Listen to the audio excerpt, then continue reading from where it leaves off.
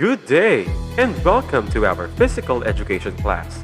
Together, we will explore knowledge and skills that will help you and your family develop a lifelong habit of physical fitness and wellness.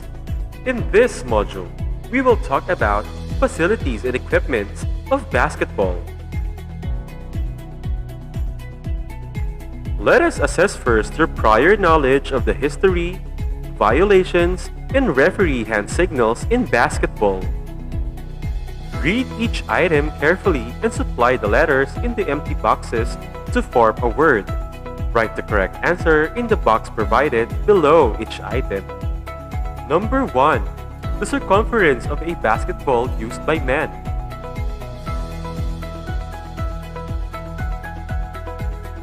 Number 2. This publicly displays the scores of each team.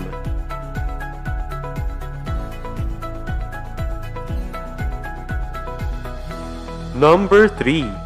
This tracks the amount of time in the current half or quarter during a game.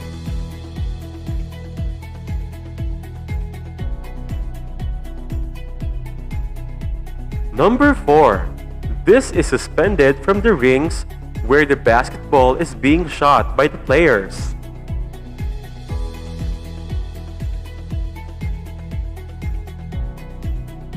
And number 5. It is the playing surface, consisting of a rectangular floor with baskets at each end.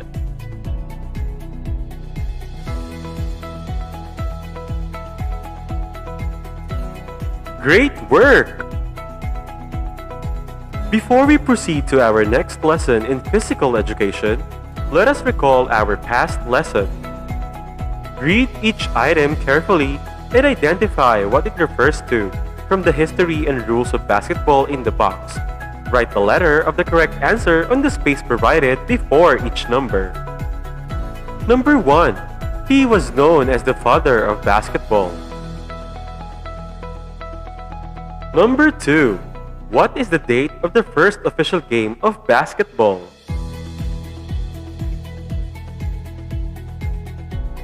Number 3. What is the time given for a player to enter the opponent's court?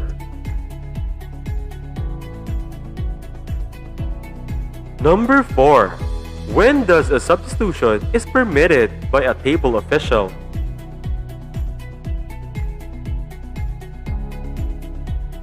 And number 5, what do you call a violation where a player attempts to unfairly disadvantage an opponent through physical contact?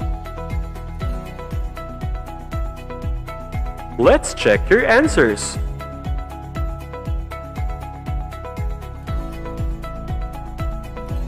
Very good! Now, let's talk about FIBA, the International Basketball Federation. FIBA is an association of national organizations which governs the sport of basketball worldwide. Originally known as Federación Internacional de Basketball Amateur, hence FIBA, defines the rules of basketball, specifies the equipment and facilities required, organizes international competitions, regulates the transfer of athletes across countries, and controls the appointment of international referees. Like all other sports, basketball has its own facilities and equipment. Knowing the facilities will give you the idea of necessary equipment which will lead you to play this amazing sport. Let's talk about the facilities and equipment of basketball. The first one is the court. Court is the playing surface, consisting of a rectangular floor with baskets at each end. Under the International Basketball Federation or FIBA rules, the court measures 28 by 15 meters or 91.9 by 49.2 feet.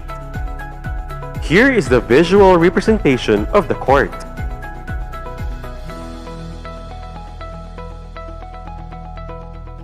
The second one is the ball. The ball may be advanced toward the basket by being shot, passed between players, thrown, tapped, rolled, or dribbled. bouncing the ball while running. The weight is 600 to 650 grams. The circumference is 75 to 76 centimeters. Bounds should be 1.80 meters and less than 1.20 meters. Here is the table for ball sizes, designation, circumference, and weight. The next one is the basket ring. The basket is a steel rim of 18 inches or 45.7 centimeters in diameter with an attached net affixed to a backboard that measures 6 feet or 182.9 centimeters by 3.5 feet or 106.7 centimeters, and one basket is at each end of the court. The white outline box on the backboard is 18 inches or 45.7 centimeters high and 2 feet or 61.0 centimeters wide. At almost all levels of competition, the top of the rim is exactly 10 feet or 305 centimeters above the court and 4 feet or 121.9 centimeters inside the baseline.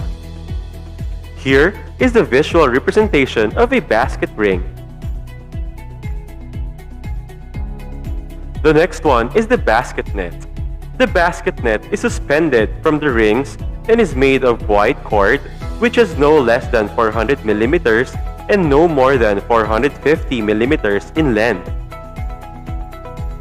Here is the visual representation of a basket net.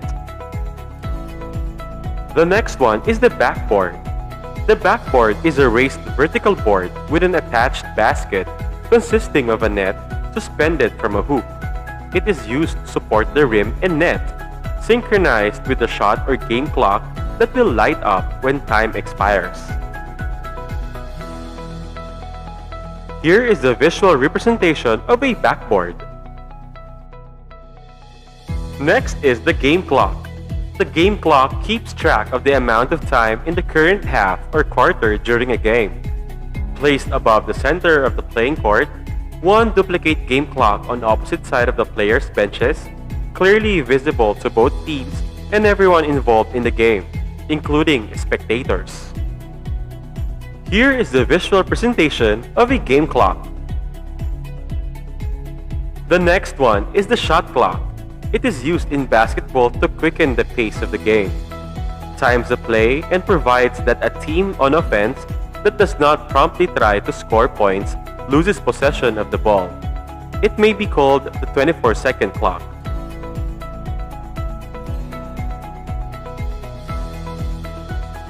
Last is the scoreboard. The scoreboard is a large board for publicly displaying the score in a game or a match and displaying statistics. Here is a visual representation of a scoreboard. For our wrap-up, I want you to analyze the basketball court carefully, label its part, and write the correct answers on the space provided. But before we do that, let's first watch a short video clip about the areas of the basketball court that may help you in answering the task.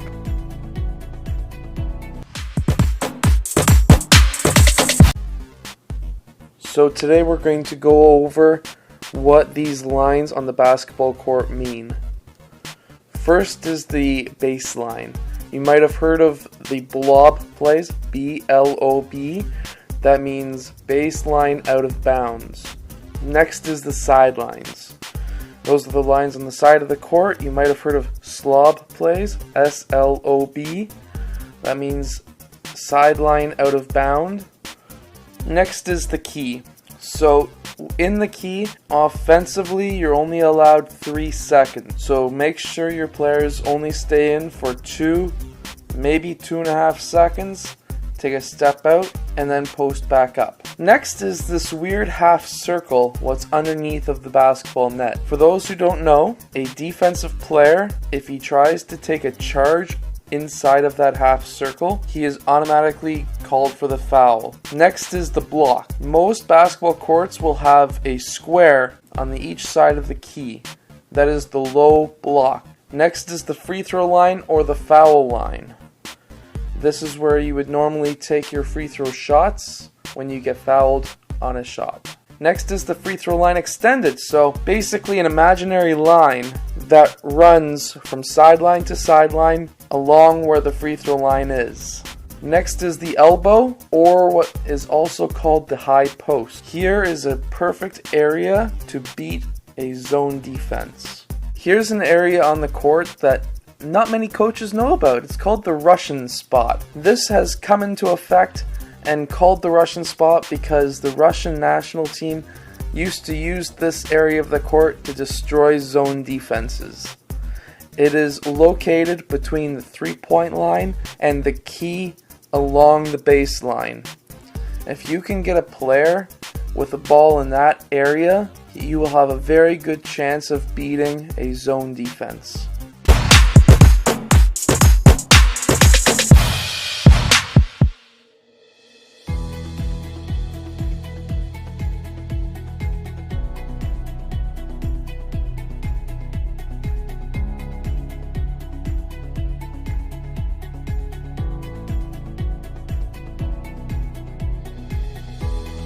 Read each item carefully and share your thoughts and ideas enthusiastically. Write your thoughts on the spaces provided.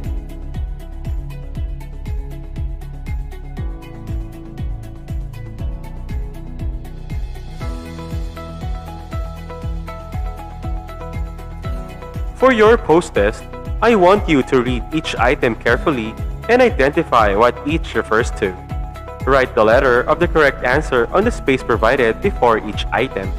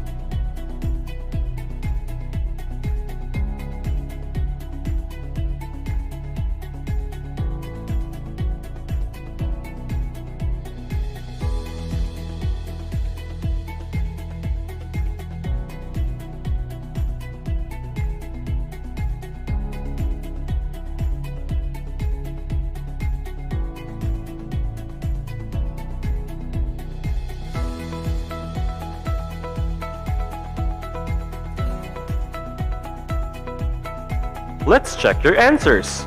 1. B. 2. A. 3. C. 4. C. 5. D. Good job and congratulations! Thank you for listening, and I hope that you learned something from our session today. Always remember to please be safe while doing our activities. I will see you next session. Goodbye!